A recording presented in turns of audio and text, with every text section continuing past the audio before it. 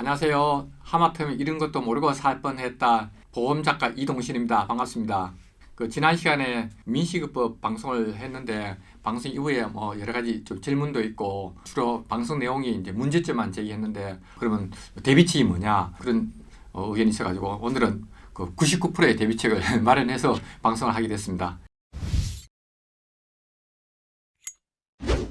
민식이법 요약하자면은 어린이 보호구역 내에 어린이가 다쳤을 경우에 징역 1년에서 15년, 벌금은 500만 원에서 1000만 원까지 부과할 수 있고, 만약 사망했을 경우에는 최소 징역 3년에서 무기징역까지 이렇게 처벌을 할 수 있습니다.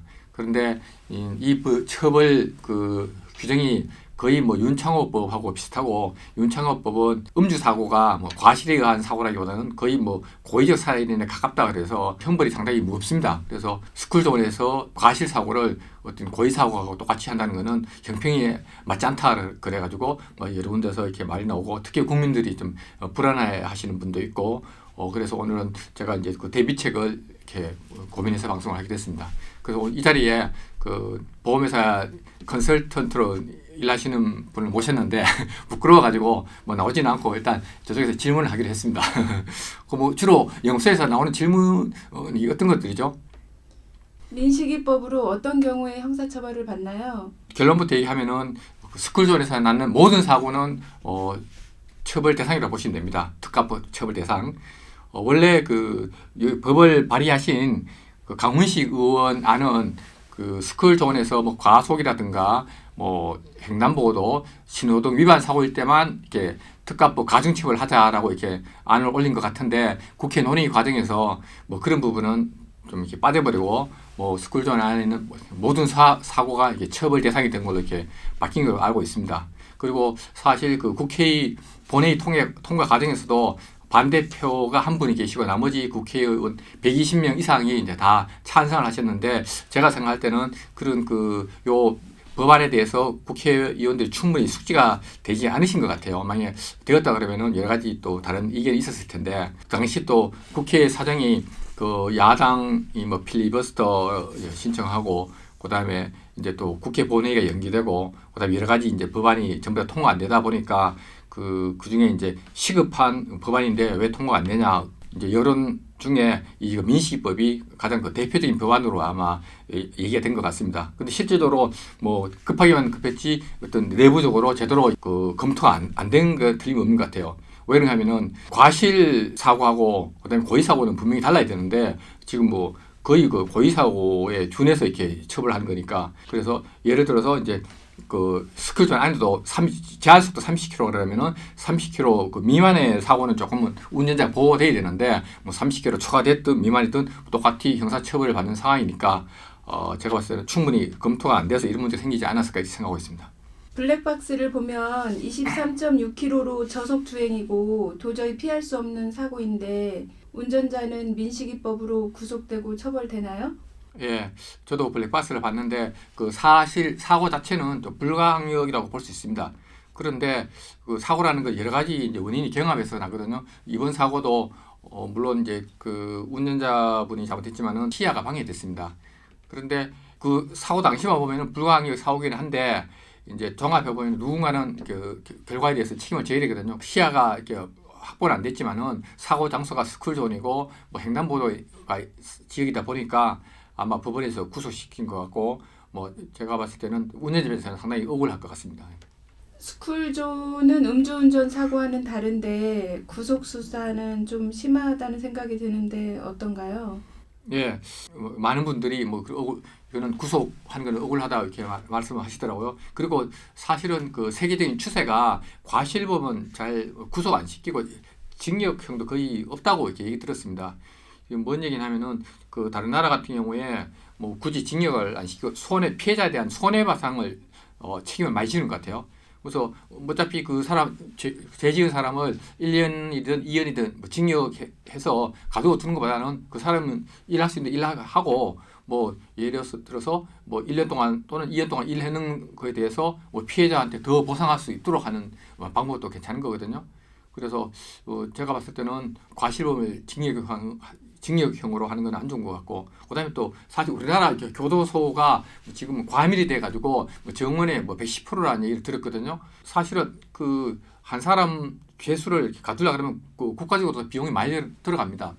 그 청송교도소 같은 경우에 제가 알기로 죄수 한 명당 그 교도관 한 명 정도 이렇게 배치된다 그래요. 그러면은 한 사람이 만약에 갇히면은 또 그 지키려는 사람이 또 한 사람 있어야 되고, 결과적으로 국가적으로 보면은 두 사람의 연봉이 이렇게 낭비되고 있는 거거든요. 그래서 저는 그렇게 징역형을 이렇게 하는 걸 동의하지는 않습니다. 공무원과 기업체 직원들은 사고가 나면 정말 해고가 되거나 중징계가 되기도 하나요? 예, 제가 교사나 공무원 같은 경우는 잘 모르지만은 그 대기업 직원들 같은 경우에는 판결에서 금고형 이상만 나면은 자동으로 이렇게 해고가 되는 걸로 알고 있습니다. 판결이 안 나더라도 형사소추, 기소만 됐더라도 회사에서는 중징계나 이렇게 면직을 할 수가 있거든요. 물론 이제 그 최종 판결이 나서 무죄가 되면 다시 복직을 청구할 수 있지만은 그런 상황에서 징역이 예를 들어서 1년형이 떨어지면은 대기업 직원 같은 경우에는 이렇게 직장도 잃어버리고 1년 후에 전과자가 되는 그런 상황입니다. 그리고 기업체는 그런데 제가 알기로 교사나 공무원은 처벌이 아마 그보다 더 무겁지 않을까 생각이 듭니다. 그래서 기소만 되면은 이렇게 언제든지 이렇게 면직이나 실직의 위험이 있다고 이렇게 보시면 맞을 것 같습니다. 그리고 가정주부를 하더라도 애를 통학시키러 학교에 갔다가 이제 백미러에 지나가던 애 가방이라든가 옷이 스쳐도 이렇게 놀란단 말이에요. 그래서 이어서 거기서 또 이렇게 다른 학부형이랑 시비가 붙어가지고 신고하겠다, 그리고 돈 500만 원 달라 이렇게 하면은 또 줘야 될 상황 같아요. 예를 들어서 어차피 부딪혔는데 경찰서 신고해서 가면은 벌금이 500만 원 나오고 전과도 남는데 그러니 그냥 현장에서 500만 원 주고 이렇게 마무리하는 게 나을 수도 있단 말이에요. 그런 경우도 있고, 또 심해서 애가 이제 골절상이라도 입으면은 골절이면은 이제 벌금형일 수도 있고 이제 징역형일 수도 있는데, 다친 애 부모가 구속시켜 달라고 진정을 넣고 하면은 판사 입장에서는 좀 이렇게 애매하단 말이에요. 그러면 결과적으로 이제 합의를 해야 징역이 아니고 벌금으로 할 수 있는데, 그런 경우에는 제가 이제 당사자라 그러면은 어떻게든 이제 상대방 학생 부모랑 이렇게 합의를 해야 될 상황인 것 같습니다. 민식이법 엄청 무섭네요. 도로교통법 개정안에 어린이 보호구역에 과속 단속 카메라와 신호등을 모두 설치해야 하는데 어떻게 보시나요? 예. 저도 몰랐는데 이번 민식법이 통과되고 난 다음에 각 지역 신문에서 예산에 대해서 걱정한 기사를 많이 썼더라고요. 그래서 요지가 설치할 곳이 많은데 비용은 어떻게 하냐, 300억이 필요하다, 400억이 필요하다, 이런 기사더라고요. 제가 이렇게 보니까 설치해야 될 곳이 의외로 많더라고요. 어린이 보호구역이 광주 같은 경우에는 613개소, 전라남도가 1033개소, 경북이 1209개소, 강원도가 500개소. 그런데 이제 가속 단속 카메라 같은 경우에 설치된 게 1%에서 3% 정도밖에 안 된다 그래요. 광주가 3.2% 제일 높은데, 그러면 나머지 지금 97%를 다 예산을 이렇게 준비해서 이렇게 설치를 해야 되는데, 이것도 쉽진 않다라는 생각이 듭니다. 보니까 다 과속 단속 카메라 설치하는데 대당 4천에서 5천만 원이고, 신호등 있는 사거리에 신호등 설치하는 게 1억이라고 얘기 들었습니다. 그러니까 이 비용이 만만치 않고, 또 문제는 뭐냐면은 이 없는 이 교통 예산을 다 어린이 보호구역에 넣어버리면은 나머지 장애인 보호구역, 노인 보호구역은 어떻게 할 거냐 하는 그런 생각이 들었습니다. 그래서 사실 한정된 자원은 적재적소에 써야 되는데, 법안 처리되고 난 다음에 어린이 보호구역에 전부 다 하는 건 그것도 그렇게 바람직하지 않다는 생각도 들었습니다. 스쿨존 사고에 대비해서 좋은 해결 방법이 어떤 게 있을까요? 교통사고 현황부터 제가 좀 말씀을 드릴게요. 우리나라에 하루에 사고 나는 게 11,000건에서 12,000건 정도 사고가 납니다. 그리고 사망사고는 하루에 10명 정도. 그럼 결과적으로 이제 1000건의 사고가 나면은 그 중에 한 건이 이렇게 사망사고가 나는 거거든요. 그래서 스쿨존도 아마 비슷하게 보시면 될 겁니다. 제가 이제 보험회사에 있을 때 사고 접수를 받아보면은 제건 체감적이긴 한데 100건의 사고를 받으면은 그 중에 한 건 정도가 상당히 수술이 필요하고 후유장애가 더 남는 중상의 사고고, 나머지 4% 정도는 그냥 단순 골절이나 인대 파열 정도, 나머지 95%는 이제 경상자 사고입니다. 그래서 여기 이제 민식이법하고 결부시켜 보면은 어쨌든 민식이법으로 징역형은 살지 말아야 되잖아요, 그죠?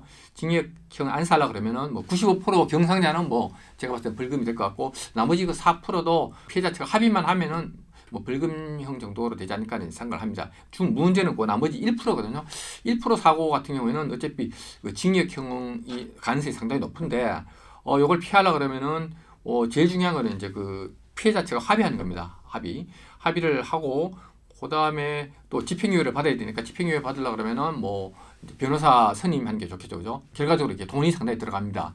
그런데 최근에 그 운전자 보험이 그 한도가 상당히 올랐습니다. 그래서 뭐 이런 그 중과실 사고 형사합의금 지원하는데 제가 알기로 뭐 형사합의금 최고 뭐 사망일 때 최고가 1억까지 되는 걸 알고 있고 나머지 뭐 벌금이나 뭐 변호사 선임 비용도 최고 2천만 원까지 되니까 뭐 운전자가 상당히 좀 그 대비책이 될 것 같고 그래서 오늘 리스크 컨설턴트 분을 모셨는데 이따가 같이 얘기 한번 나눠보도록 하겠습니다. 그리고 제가 생각할 때는 그렇습니다. 만약에 내가 이제 뭐 남모를 하고 피해자 합의도 안 하고 뭐 해서 징역을 그냥 살았다. 뭐 예를 들어서 1년이 살고 나왔다 그러면은 어떤 문제가 있냐면은 뭐 달리던 직장 당연히 잘렸겠죠.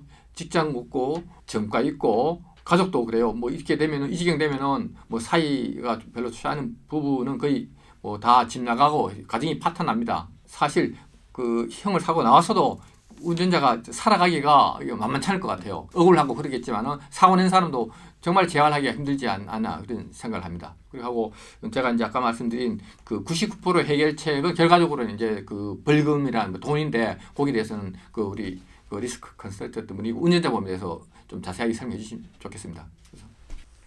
안녕하세요. 리스크 컨설턴트로 활동하고 있는 고미정입니다. 운전자 보험을 간략하게 말씀드리면 자동차 사고로 피해자랑 합의를 할 경우에 교통사고 처리 지원금 최대 1억, 벌금 최대 2천만 원, 변호사 선임 비용 최대 2천만 원까지 보장받을 수 있는 운전자 보험이 있습니다. 사고로 당황스럽고 사고 처리하는데 여유가 없을 텐데 예전에는 가해자가 직접 피해자와 합의하고 합의금을 지급한 다음에 보험회사에서 청구하면 보험금으로 받았는데 요새 가입하는 운전자 보험은 합의하면 합의금이 확정이 되면 보험회사가 피해자에게 직접 지급하는 제도가 있습니다. 참고하시기 바랍니다. 감사합니다. 예, 잘 들으셨죠?